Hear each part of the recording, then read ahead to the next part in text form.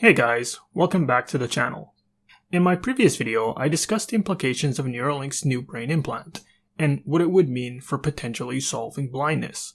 Since then, there have been many updates, and I would like to tell you guys what I think the future holds for cortical implants attempting to solve blindness. Elon Musk is definitely the frontrunner in that regard, as he has the funds and vision, no pun intended, to help cure blindness. According to this article, Elon Musk says Neuralink hopes to start implanting its brain chips in humans in 2022. The first human to receive the chips will be people with severe spinal cord injuries. So, Musk plans to start testing his Neuralink device in 2022, but it will not be on blind patients, but instead on paralyzed individuals. This is huge for people suffering from spine injuries and could go a long way to ending paralysis.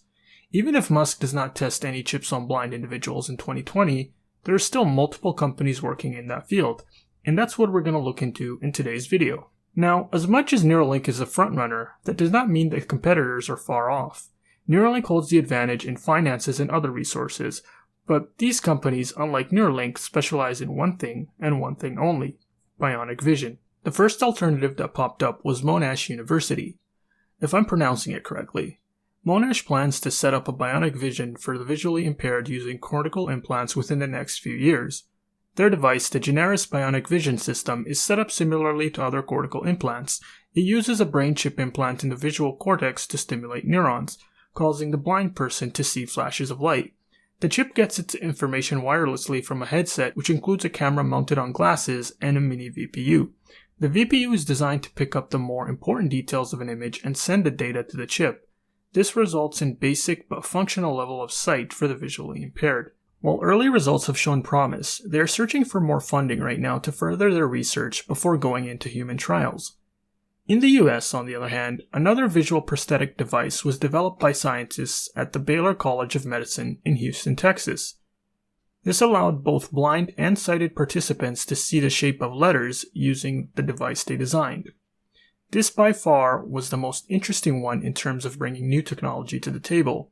Beforehand, implants would rely on static currents to stimulate vision in the brain, but Baylor implements a dynamic current to allow the formation of letters. According to one article, it reads, "By passing a current through adjacent electrodes, a virtual electrode is created midway between them, a technique known as current steering," the researchers explained. They go on to say that when the current was varied dynamically on a rapid timescale and combined with current steering, a sighted participant was able to easily reproduce each of the four letters they were shown with an accuracy of 66%. The same approach in one blind participant resulted in the correct identifications of 14 out of 15 patterns. This is a 93% correct rate versus 20% if it was just by chance. And in another blind participant, it resulted in the identification of 37 out of 40 patterns, a 93% rate versus a chance rate of 25%. Both are significant findings. Alright, starting now.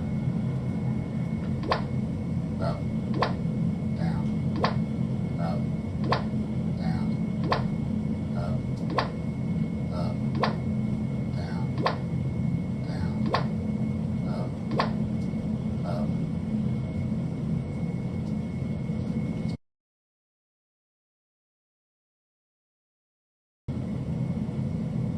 Starting now. C. Backward C.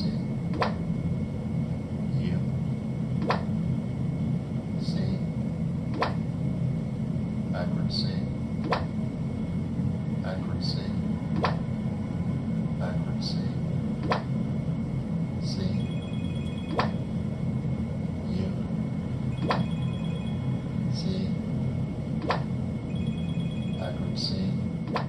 Unfortunately though, the study did not have commercial funding. Dr. Yosher, who was working on the research, and his two colleagues had ties to Second Sight Medical Products, a manufacturer of the visual cortical prosthetics that I discussed on previous videos when I was talking about the Angus retinal implant and the Orion cortical implant. Unfortunately, the researchers are filing for a patent application related to this work. And I say unfortunately because I think such work would be better available with a broad license to the public domain so that companies like Neuralink, or any other company for that matter, can use the research themselves, as that would be in the best interest of the public, in my opinion at least. Overall, there seems to be a lot of promise for the upcoming years, and I do plan to make videos on these various technologies in the near future. But let me know what you guys think in the comment section below, and if I missed anything you guys may have heard of. Thanks for listening, and please like and subscribe.